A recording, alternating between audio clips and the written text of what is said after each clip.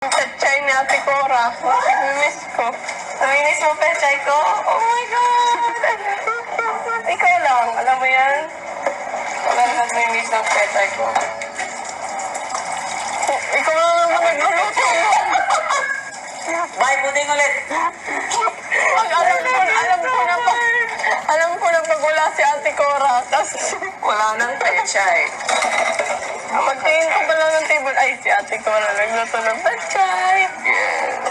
Naghiwa lang. Kailangan ko yun ate, kasi kung ako hindi naman ako magluluto ng sarili ko, pero kung may makita ako, kakain ako. Kainin mo, diba? Yun din sabi ng mami ko. Kainin niyo, basta may ibang naglagay dyan, ibang nag-prepare. Parang Makain ka ng healthy talaga.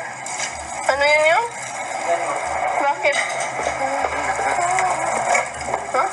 Wala! Ang galing! Sa ilalim. Ate Cora, ganito siya, tapos biglang gumaganon. Parang souffle. Kasi yung sa baba, Hangin. Ang galing. lulutuin niya yung Ang galing. Eh, bakit mo kaya? Ate Cora, here, look. Nakikita ko dito. Ang galing.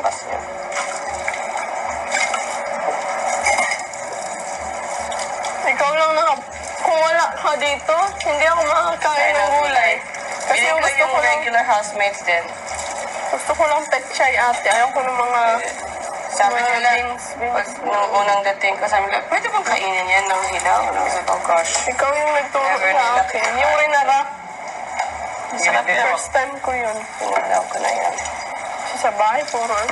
Luto, no? Kahit Maganda naman din. kain ng hilaw na vegetables, kung laban yan sa Ako nga. Kaya nga po. Kumain.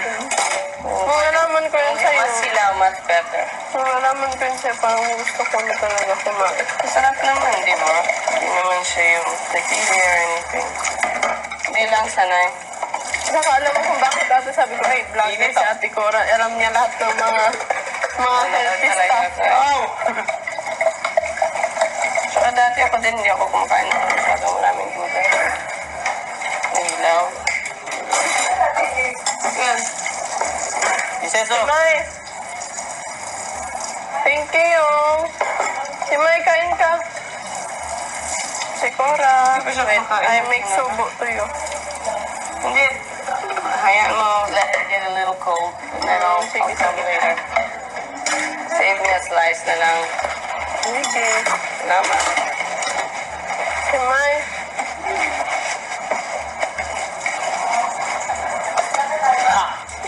Ha? Ikaw, okay lang, umaya.